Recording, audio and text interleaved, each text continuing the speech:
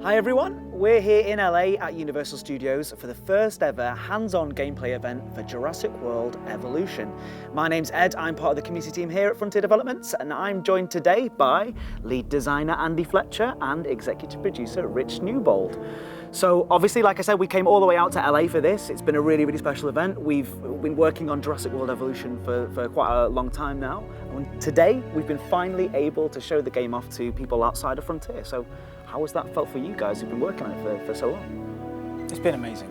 We're really proud and excited to be working on this game, and it's been amazing just to see people's response to it after seeing the gameplay for the first time. Yeah, it's been fantastic. The feedback's been really positive. You know, the game is what people wanted and more. So, you know, it's just so good seeing that reaction after so long working on it and not being able to talk about it. Yeah, so it's great to finally actually be able to share some of the details with people. So for this video, we thought we would show off the gameplay demo that we've been showing to people behind the scenes. So we've been showing the press and content creators some of the features and a bit of a sort of slice of the Jurassic World Evolution gameplay.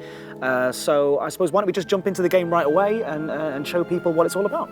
So Rich, I think you can set this up. Where are we in the Jurassic World? So you're part of the Hammond Foundation. They're entrusting you with the 5 islands that Las Cinco Muertes. And the first island you get given is Isla Matanceros, which is like a little starter island.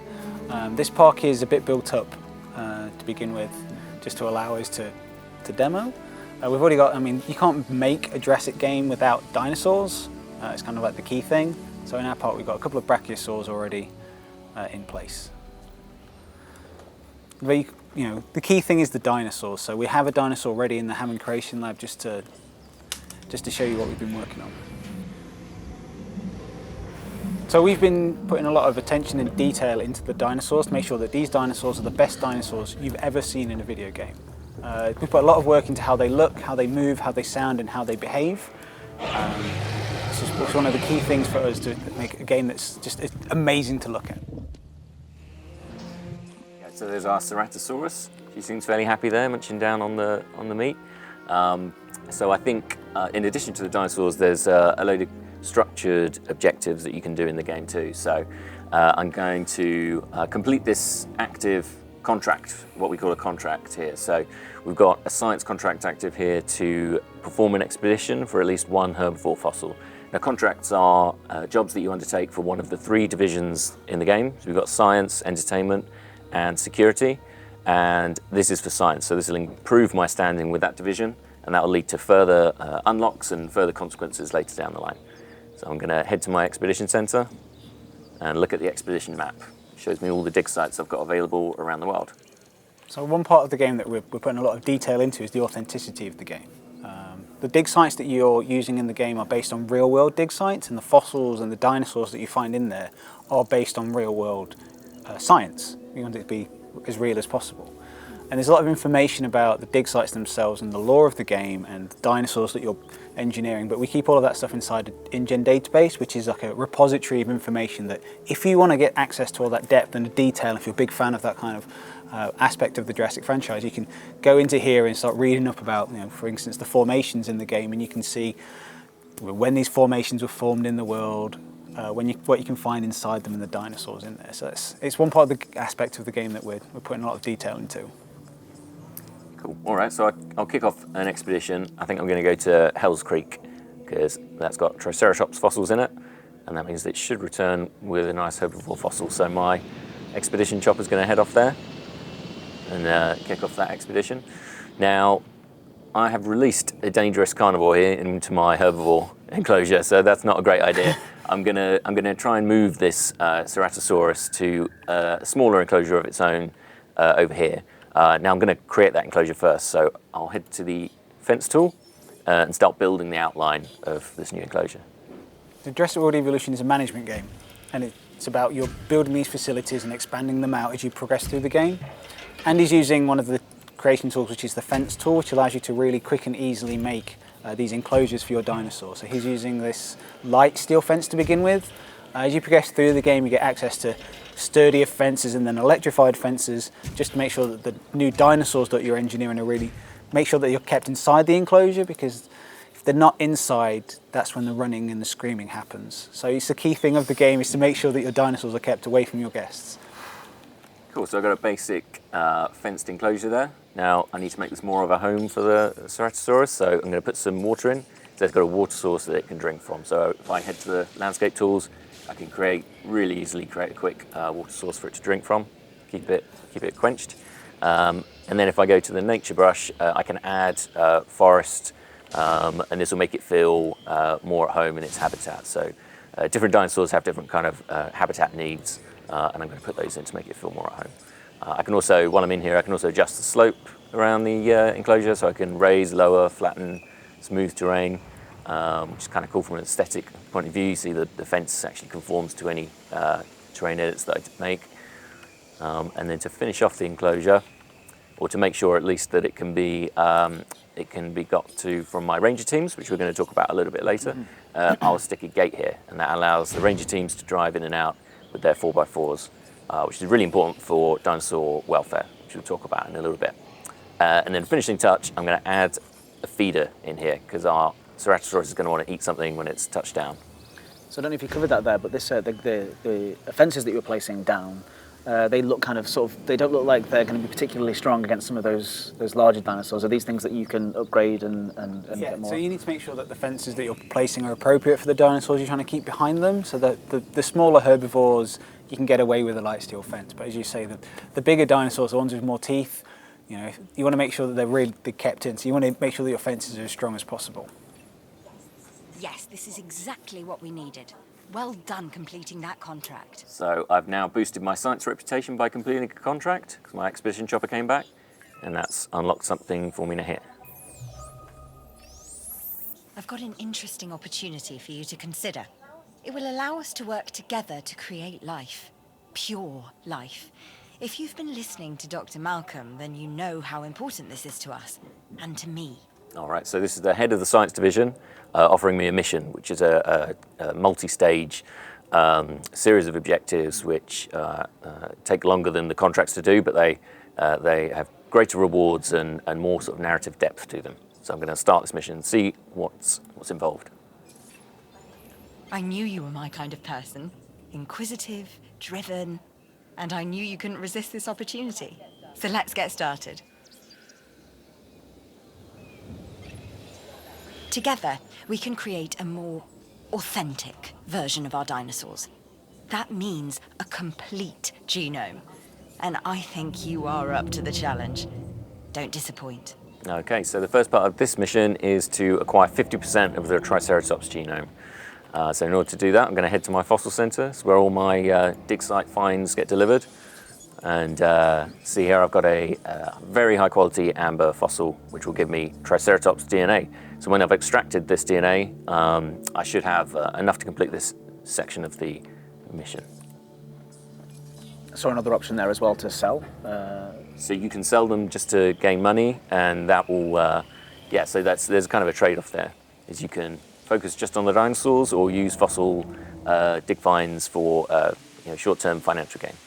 And one part of the game that we're really focused on is not just making sure that the dinosaurs are the best dinosaurs you've ever seen, but the environments that they inhabit are amazing as well. So we put a lot of care into the building systems as well as the islands themselves. So each island has a lot of work and attention being done to make sure it looks amazing as it can be, and we put work into a weather system as well. So as you're playing through the game, there's different weather events that might happen, things like light rain or heavy rain. Some of the later islands have more extreme weather events, so there's a lot for you to do there. These things aren't just aesthetics things though. The tropical storms that might hit you later on have a gameplay aspect. They might come and knock your fences out. They might come and take out your power station. So there's things for you to be worrying about as you're managing not just these dangerous dinosaurs in your facility, but things that might cause them to escape. Now we need to incubate, hatch, and house our dinosaur. Then we will know if our efforts will have been worth it. Okay, cool. So my fossil was extracted, and that meant I've got enough of a Triceratops genome to incubate a Triceratops dinosaur egg. So if I go to my Ham Creation Lab, I can see all the available genomes I have. I've only got a few here. Obviously, this is just the start of the game. But one of those is my newly available Triceratops. So I'm going to incubate that right now for this mission. So this is going to be my herbivore enclosure. I've got 2 big herbivores here. I've got another one on the way. So I'm going to make sure that this Ceratosaurus is not around when all those herbivores are roaming, because yeah, he's quite a dangerous animal. So in order to move him to my new enclosure, I'm going to head to my ACU center. And this is where I can give commands to my ACU chopper teams. So if I head over here and click on the Ceratosaurus, they will start flying off and they will try and tranquilize him so that he can be safely transported. Now, a really, really nice element of Jurassic World Evolution is that although I can manage these vehicles from far, I can also click on them if I want to and take direct control. So I can interject whenever I've asked them to do something and try and do it myself. And since on PC we've kind of designed the game to work seamlessly with controller and with keyboard and mouse, so I can just switch to the gamepad and all the menus and all the interfaces and all the controls are going to work just as well. Like immediately as well. There's no, actually no switch there at all. Yeah. You can do it, Andy. No pressure.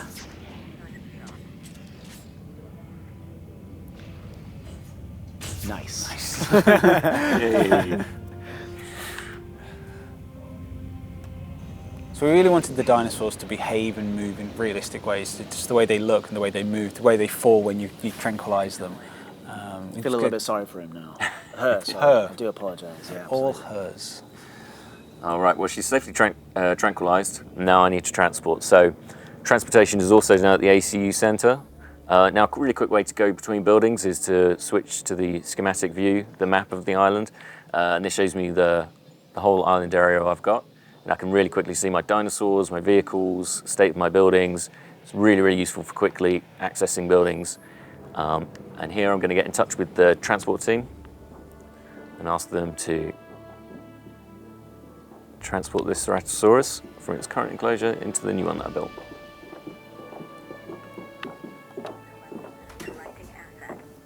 And that poor goat that you created earlier doesn't know what's coming. It might be fine.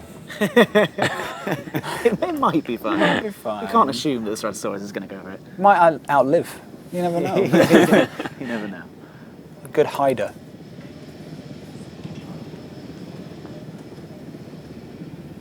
There she goes. Can you name the dinosaurs as well? Yeah, you can name the buildings in the game and the dinosaurs themselves if you want. If you just want to have that personal connection with the animals. I'm not sure why you'd want to get a personal connection with a carnivore, but the option's there for you. Each to their own. Yeah. Okay, well, she's on her way. So now I can safely release my new Triceratops into the herbivore enclosure.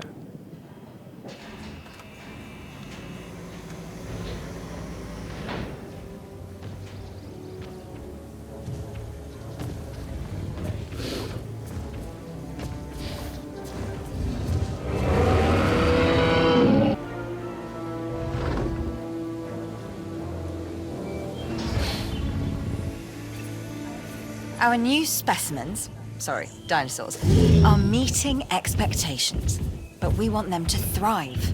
That's your next assignment. Making sure our specimens are properly cared for. In other words, dinosaur welfare. The difference with dinosaurs is that they have no point of reference to understand humans, so don't expect much in the way of thank yous. And another part of the game that we're really excited about is the opportunity to work with Jeff Goldblum. He's reprising his role of Dr. Ian Malcolm, and he's throughout the game.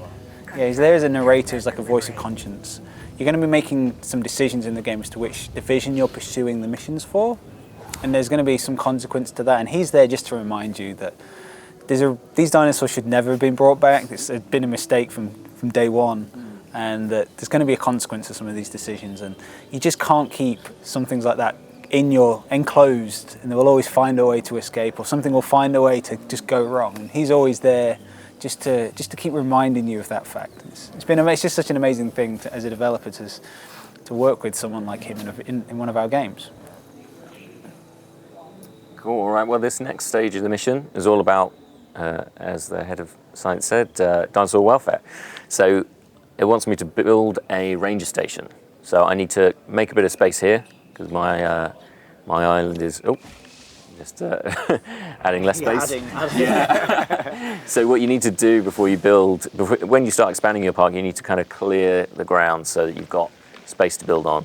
So I'm just clearing some forestry here. And this is costing you money to do so. This as is well. costing me money, so I've got to build up the funds before I can really expand and make a huge island park. So yeah, you might need to flatten the terrain as well if it's rough and uneven, which is another factor. So this looks like enough space, so I'm going to put my ranger station down, and these guys are going to help me look after my dinosaurs. Jurassic World Evolution is a management game, it's a builder game, so you have to use these tools to expand out your facilities, and you have to worry about things like an infrastructure system in your park as well, making sure that your buildings are connected together so that guests and staff can access them, and also that there's a power supply to these buildings. So there's a concept of power in the game, so that you've got to build these power stations and connect up pylons to make sure there's enough power to make sure that your buildings are operational, and that if you have electrified fences, that there's electricity running through those, because there's not going to be much of a deterrent if there's no electricity in them, so your dinosaurs might be more likely to escape from them. That's right. And then additionally, on some of the buildings, you'll have a number of upgrade slots. So here you see you've got 5 on the ACU center. And what I can do is I can purchase components that I can put in there, and they will augment the efficiency of that building. So they'll make my ACU team better at tranquilizing dinosaurs automatically, for example, or allow me to give them more tasks at once. The power station has upgrades, as you saw there, for things like output and cost and management, things like that. So that's a really important way to kind of maximize the usefulness of each building. But it also has implications for how much power is being drawn on your power system and how much money you're spending, of course. Okay, well, my ranger station and the lovely 4x4 is now built, ready to use. But the next bit of this task is to increase my Triceratops genome. So I'm going to go back to the fossil center, find another Triceratops fossil, and extract. And that should create a more pure strain Triceratops genome for me to satisfy the science division with. And in the game, it's not just about just making dinosaurs and putting down buildings. We have a research system in place as well, so that as you progress through the game, you can research new things for you to build and add to your park. So as Andy was mentioning with the building upgrades, that's an aspect of the research system as well. You can research new upgrades, you can research new fence types and medical treatments as well. The ranger station that we just put down, they're tasked with medicating your dinosaurs if they get sick, but you need to make sure that they've got access to the relevant treatments and the vaccines for that. So that's one part of the research system as well, so they can do their jobs. And because it's a Jurassic game, we're trying to be faithful to the authenticity of Jurassic science. So you're taking these genomes of dinosaurs from long ago and then combining that with modern DNA to try and fill the gaps so that we can create these dinosaurs. So you can research new gene types, and that will then change their base statistics, or you can change how long they live for and things like that. Or you can change their cosmetics genes as well, so you can change how your dinosaurs look as well. Okay. Right, so my fossil that I just extracted should be finished now. And that means that I can, so I've got a more pure strain Triceratops here. He's 77% genome completion. I'll incubate him, but just before I do that, I'm going to modify his genome and show you the genetic modification options. So along the top there, that's a representation of the genetic sequence, and in there's a number of gaps. So each of the gaps is currently filled by tree frog DNA, and that's not doing a whole lot for my dinosaurs' traits and stats. So I can switch out this one, for example, for a toughness gene from a different animal, and that will make it more defensively capable. So should it get into fights, it's going to, with other dinosaurs, it could more likely survive if I add more of these kinds of genes. This is a lifespan gene, so this is a really useful one. It means that my dinosaurs are more likely to live longer if I add more lifespan. These all increase the incubation cost of the dinosaur, and slightly reduce the likelihood that it's going to be successful as well, which is quite an important factor. But I think that's enough modification just to quickly show off. And I'll incubate that dino, and that should be, once this research is complete, the last step in the mission. The game is not just about dinosaurs and the dinosaur welfare. We're at Frontier, where we've got a history of making management games and park builders, so you have to worry about your guest needs as well, making sure that they're as happy as they can be. We have multiple buildings, ones for like operation type stuff like the ranger station, buildings for your dinosaurs and buildings for your guests. So you need to make sure there's fast food restaurants in there to make sure that they get enough food. And then you can adjust the things that they're selling and the prices that they're selling and that, so that you can make profit. So you need to make sure that your parks are maximizing the amount of profit, because that's how you get access to expanding out your park, new buildings, new dinosaurs. So there's a lot of different things for you to be managing in the game or worrying about, and just making sure that everything's running as efficiently as possible. And a lot of these things feed back into a thing that we call the island rating, which is like a measurement of how successful you're being on your current island. And that all then feeds back into a progression system with the 5 islands that you've been tasked with. So this is on Isla Matanceros, the first island. If you prove yourself with this island, they're going to give you another one, and then another one. And these islands aren't just the same again, they're going to have different challenges and different aspects to them to really challenge you. So some might be quite a small area, so you have to be quite efficient in how you're building in that area, so a bit of a challenge. Some might have really extreme weather effects that are quite frequent, so you're going to have to deal with a lot of storms and that taking out some of your facilities, or power outages. There's just going to be a lot of things for you to worry about. But as you progress through those islands, you're going to get access to new research, new fossils, new buildings, new dinosaurs. And then you can always go back. So if you're on Island 4, for instance, you get access to a new dinosaur, you can go back to Matanceros and put that dinosaur in that island to improve the rating of that island, which then opens up more things for you to play with.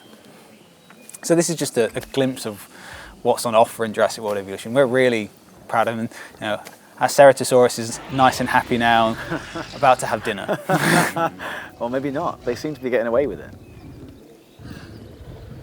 Oh, that goat is far too brave. So thank you guys for that amazing gameplay demo. It really does look absolutely amazing. And it's not that long before people can play Jurassic World Evolution themselves, because the game comes out on June the 12th, 2018, which really isn't that long away. It's very, very exciting stuff. So follow us on Twitter at JW_Evolution. Find us on Facebook and subscribe to this YouTube channel for all of the latest Jurassic World Evolution news. Thanks again, and we'll see you soon.